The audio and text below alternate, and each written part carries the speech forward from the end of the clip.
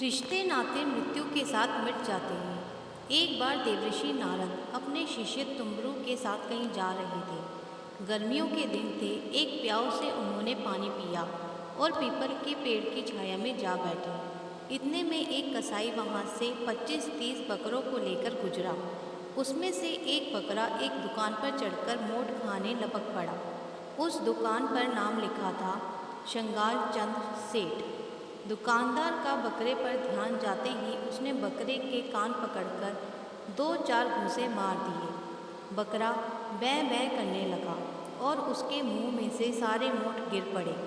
फिर कसाई को बकरा पकड़ाते हुए कहा, जब इस बकरे को तू हलाल करेगा तो इसके मुंडे मेरे को देना, क्योंकि यह मेरे मोट खा गया है।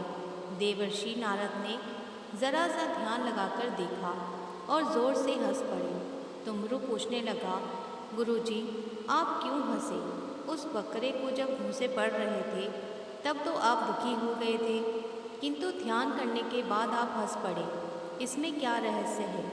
नारद जी ने कहा, छोड़ो भी, यह तो सब कर्मों का फल है, छोड़ो। नहीं गुरुजी, कृपा करके बताइए, इस दुकान पर जो नाम लिखा है शंगाल चंद सेठ, वह शंगाल चंद सेठ स्वयं यह बकरा होकर आया है। यह दुकानदार शंगाल चंद सेठ का ही पुत्र है।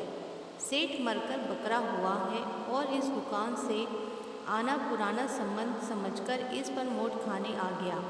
उसके बेटे ने ही उसको मारकर भगा दिया। मैंने देखा कि 30 बकरों में से कोई दुकान पर नहीं गया, फिर यह क्यों गया कमबख्त? इसलिए ध्यान करके देखा तो पता चला कि इसका पुराना संबंध था। जिस बेटे के लिए शंगाल चंद सेठ ने इतना कमाया था, वही बेटा मोट के 4 दाने भी नहीं खाने देता और गलती से खा लिए हैं तो मुंडी मांग रहा है बाप की। इसलिए कर्म की गति और मनुष्य के मुख पर मुझे हंसी आ रही है कि अपने अपने कर्मों का फल को प्रत्येक प्राणी को भोगना ही पड़ता है और इस जन्म के रिश्ते नाते मृत्यु के साथ ही मिट जाते हैं, कोई काम नहीं आता। कहानी अच्छी लगी हो तो कृपया हमारे चैनल को सब्सक्राइब ज़रूर करें।